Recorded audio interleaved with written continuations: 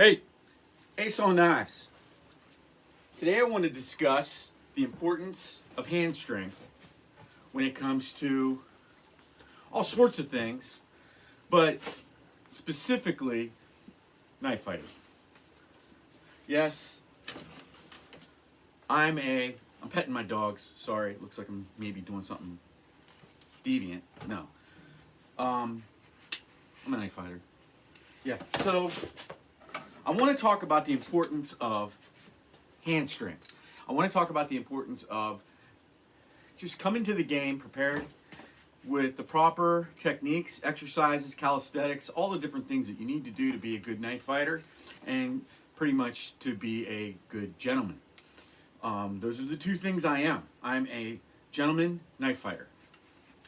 It's important to always be a gentleman, and it's important to always support your local knife fighting network. Yeah, they're there. All right. So the most important thing when knife fighting is obviously going to be hand strength. You ask, how do you keep your hand strength strong, Rich? How do you keep that solid grip on that knife with only two fingers? You know, the fancy grip. Let me show you. I'm gonna pull out the Gerber Remix. Yep. Right here. All you young kids out there, this doesn't look like something you're going to see at Planet Hollywood. No. Oh, yeah. Get yourself a pair of these. Get the black handles. Yep. And then any chance you get, don't fidget with, spinners. Don't fidget with your pocket knife. Fidget with these, baby. You get some forearms going. See that forearm muscle? Look how big my forearms are. I'm a beast. You know, I go to the fight arena. I have a lot of my shirts cut a little short so you can just get a taste of the forearms. Yep. So I do about how many of these? I do different amounts. Sometimes I'm in the mood to really just do it all day long, but pretty much my rule is to get at least 40 reps in. 40 reps is all you need. So now I did the muscularity part of training for the knife grip. Calisthenics, very important. That right there, I don't know what that's called. That's my signature calisthenic move. You know, it's kind of like that let's get physical move. And then I always like doing this, and I don't know why. You know, I'll pump my neck out. I don't have much of a neck. Get that neck. You know, do this. So this is working your triceps, your biceps, your pectoral muscles, your trapezius muscles. You know, your neck muscles. Maybe your abdomen a little bit. You know, I've got a six-pack underneath my gut, but I do this. So I'm out there, maybe a jumping jack, one or two of those. I'm underneath 270 pounds of man right here. Underneath this 270 pounds is about a 175-pound Golden Glove fighter. So I virtually have about 95 to 100 pounds of armor. Knife fighting armor. You know,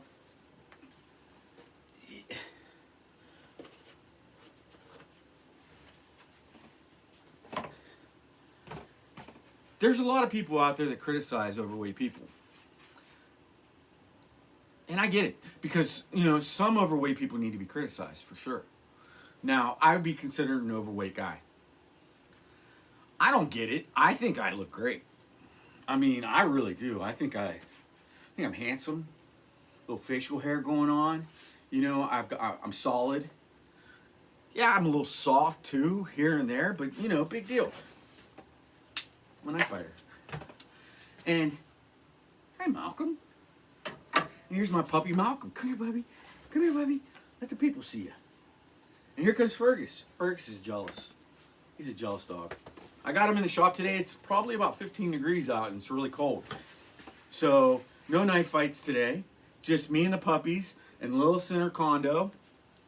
That's my shop cat. She's got her little condo with a heat pad, so she stays warm. My dogs are house dogs, but they've got a couple acres fenced in to run around. But even today, I just let them out for a couple minutes and then I bring them back in. Typically don't like them in the shop because Lilith likes to sit with me in the shop, and Lilith and the dogs don't get along at all. Like, no bueno. Lilith's, she's a badass. She's a barn cat. She's a serial killer, is what she is. I'll come in here and she leaves me gifts, and they're not gifts. They are tragedy, is what they are. I get little bundles of tragedy that she leaves, and I gotta act like I'm excited to get it, like it's Christmas, and I go, "Thank you, Lilith," and I look at it and I'm like, Jesus, man, she slaughtered that rabbit. Yeah, rabbits. I literally had a rabbit in here one time, didn't have a head. Head was gone, wasn't even here, and missing all of its paws. It was horrific. And I'm a knife fighter.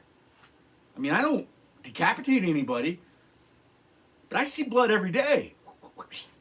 Right? Ugh, man. Ooh.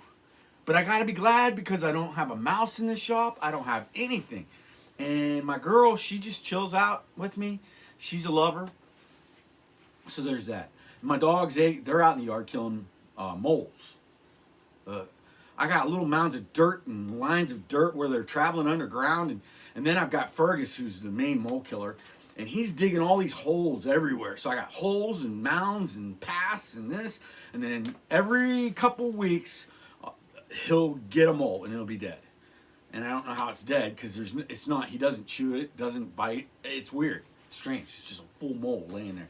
And those are some freaky looking critters right there too. A mole. Have you ever seen them? They get these big freaking hands and a weird nose thing. Yeah, it's messed up. I've only lived in the country now for a couple years. I've always been a country boy. I'm from West Virginia, and I've lived in Indiana, but I lived in Indianapolis for a good bit of time, and I kind of became a city boy for quite a period there. And then I finally convinced my wife to move out to the country. So we live about 45 minutes from Indianapolis, and we have 5 acres, and it's awesome. I love it. I got a shop, I got outbuildings, I got a barn, I've got 5 acres, I've got a lot of it fenced in, more than half probably. Big front yard. It's beautiful. I love it. It's incredible. We got a swimming pool. Nice. You know, in the summertime, my wife's a teacher. We're drinking cocktails by the pool. She's reading her book. Got the dogs. The dogs swim. I'll get some video this summer of that. You're going to love it. Malcolm and Fergus swim, and they float on rafts. They chill. It's awesome. I work from home. My wife has summers off. I get my job done. I'm drinking a cocktail by the pool, and you're going to see it all alive. And nothing better than jumping in the pool after a knife fight. Nothing better.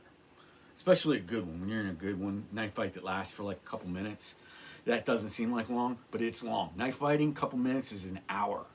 It's rough. Fist fighting too. That's a couple minutes fist fighting, especially if you're, if you're in the heavyweight division like I am. Yeah. So, I've kind of gotten off track of what my whole point was of this video. Hand strength. Warming up, calisthenics, stretches, all that. Very important. That's very important in almost everything you do. So do it. Stretch. Loosen up. Get limber. Always get limber. Oh, this is a good one too. Yeah, gets the back. Gets the back all. Yeah. I like this one. It's not that hard to do either. You just fist pumping. Yeah, it's a good one. I like this one. And then you got to do the crossover. See that? That's isometrics. You know what I mean? You're isolating different parts of the muscles in your back and your arms when you do this. And you get in the high, you get the low. You get the high, you get the low. Yeah, good stuff. You know what I mean? Oh, yeah, I don't know what this is. It's like a military press. Yeah, I'm doing this. You see, when you get older, I'm 53. When you get older, you got to kind of like lift weights without the weights. That's what I do. I'm a big guy. I've been blessed with genetics that have allowed me to appear to be somebody who may have lifted weights most of his life. Yeah, look at that. Jeez, I'm a beast. Yeah, and I haven't lifted weights for like 30 years. Since I was in the Army, really. And I lifted weights in the Army, and I did it right, I guess, you know. Push-ups. Push-ups! That's it right there, baby. I've done push-ups since I was a little kid. You know why? Let me tell you why. Bo. Bo knows push-ups. I'm not going to go any further with the Bo other than the Bo. And you know who I'm talking about, my dog Bo. Yeah. Push-ups. That guy said all he ever did was push-ups. And he's unbelievable, that guy. Bo knows life. You know, because he did push-ups. He didn't waste his time in the gym. He didn't waste his time buying expensive equipment. He just did push-ups. He used his own body weight to be, I guess you would call that just premier isometric lifting kind of thing. His own weight, down. Maybe some pull-ups I think he did, and some sit-ups. They're saying sit-ups, no bueno. Pull-ups, bueno. Push-ups, bueno. Sit-ups, no bueno. I don't know. I never liked sit-ups. I had to do them in the Army, and I never did them again after the Army, I don't think. Trust me, there's some stuff underneath this stuff. Stuff underneath the stuff that carries all the stuff. I mean, I'm like a weightlifter all the time. I'm carrying weight everywhere I go. You know, that's the funny thing. I got a great buddy. He's almost like a stepson to me. His name's Zach Hummel. Shout out to that kid, man.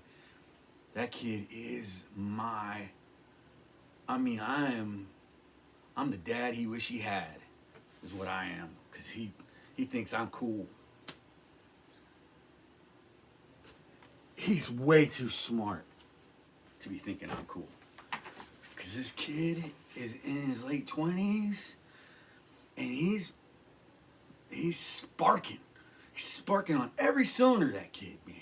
He's wise. He's wise. Check him out.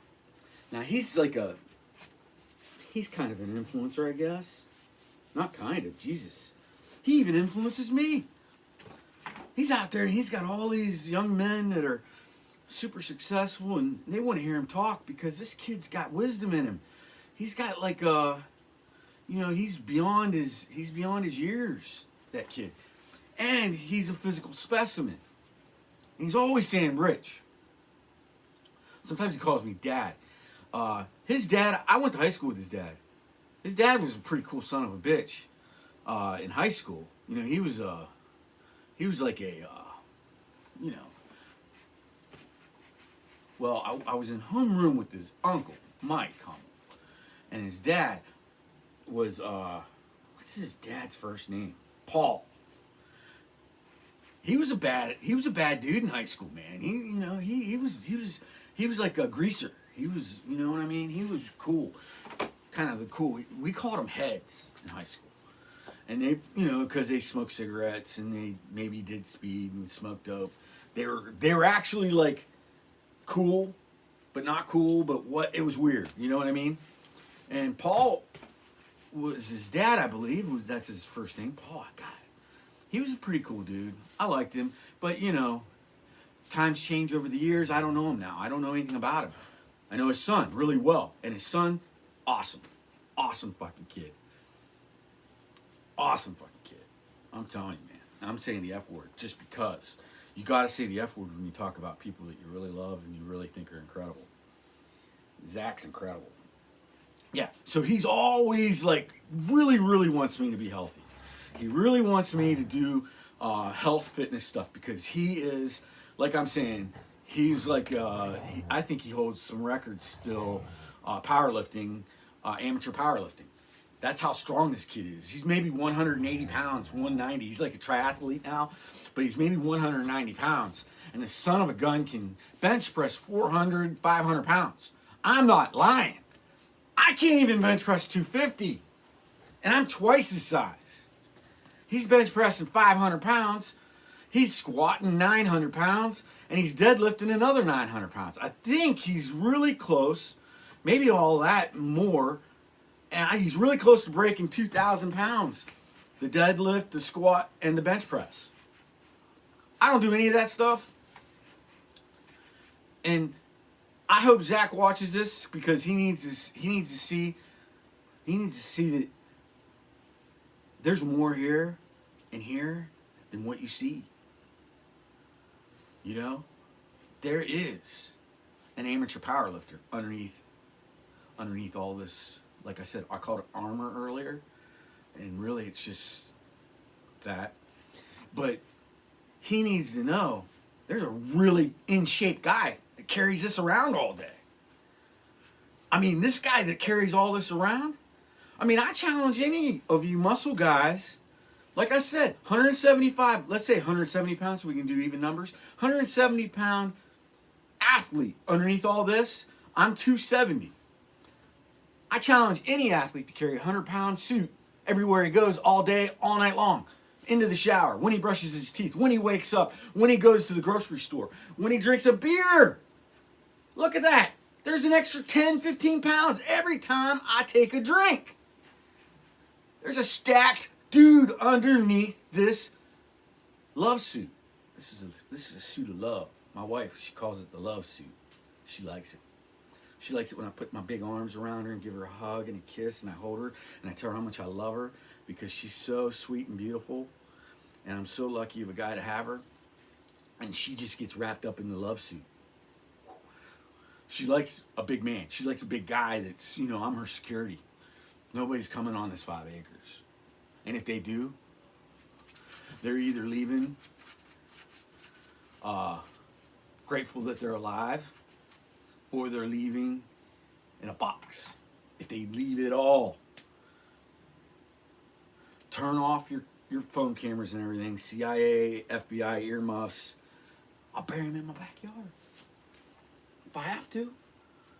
Now I'm going to have somebody out there with a backhoe trying to dig up dead bodies. Yeah. Okay, so hand strength, all that's very important in knife fighting.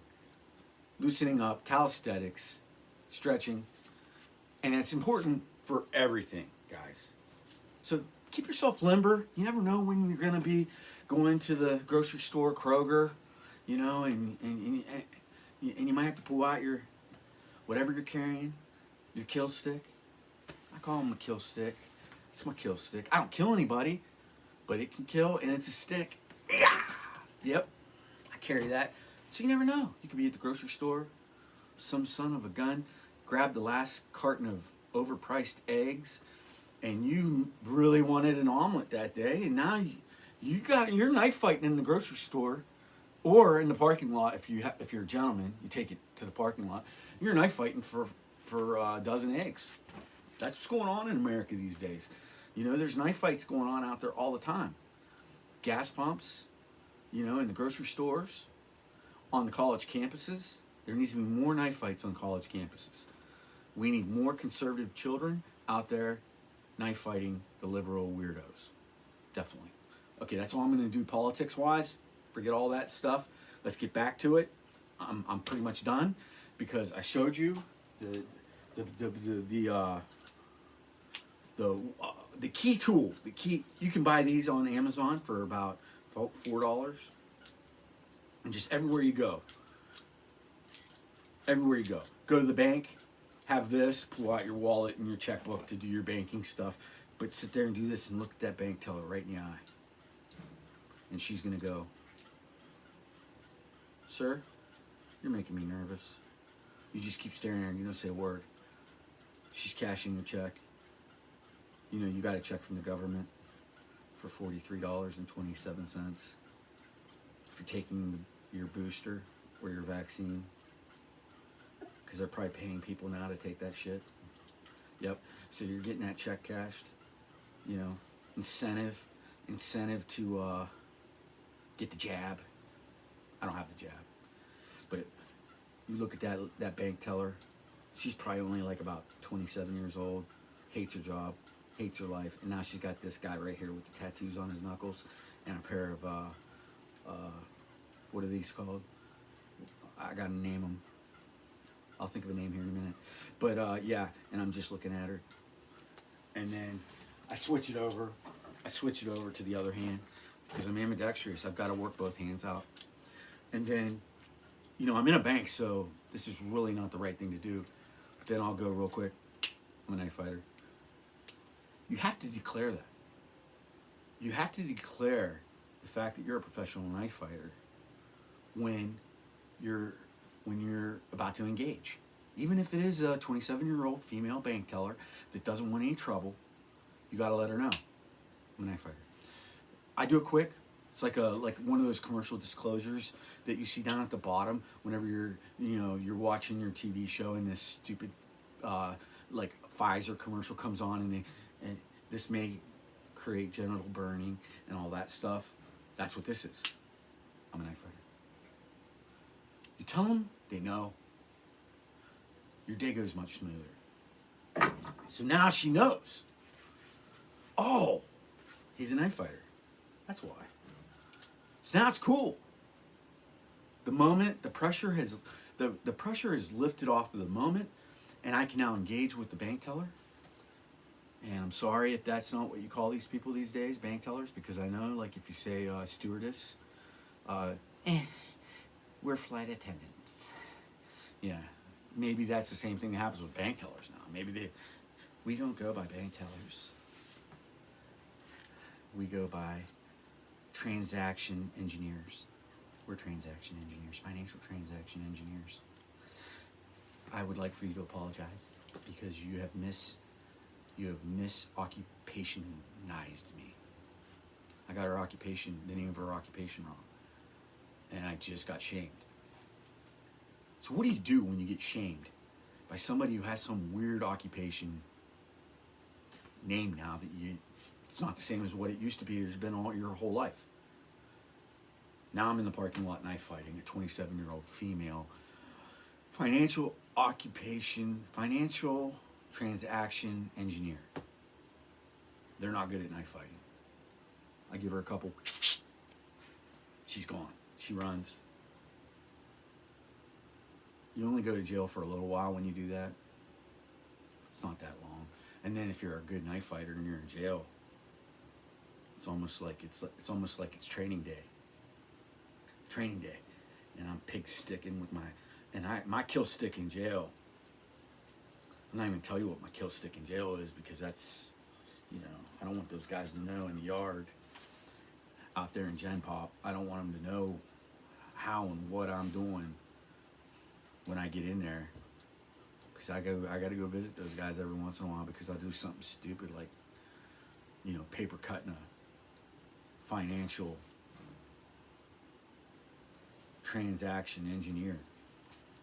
Okay, this has gone much longer than I wanted. I think we're getting on close to 24 minutes, and I'm pretty sure people only watch about the first 60 seconds of every video. So everything I've said for the past 23 minutes and 20 seconds probably has been for nothing. I've really got to get my viewership a little more committed to my 25-minute videos. I don't know how to do that. And I keep rambling, and it's not making it any better. So these are, right now, I don't have a name for them. My creative juices are not flowing, but that's what this was about. It was about getting yourself prepped and tuned for a good knife fight. And I want to just say to all my subscribers and followers and the people that like my videos and view my videos and watch them maybe even longer than the 40 seconds that most people do, thank you very much. And please hit the thumbs up button and the subscribe. Join me. I'll try to keep my stories a little bit shorter so that you don't have to waste most of your day listening to me ramble. And deuces.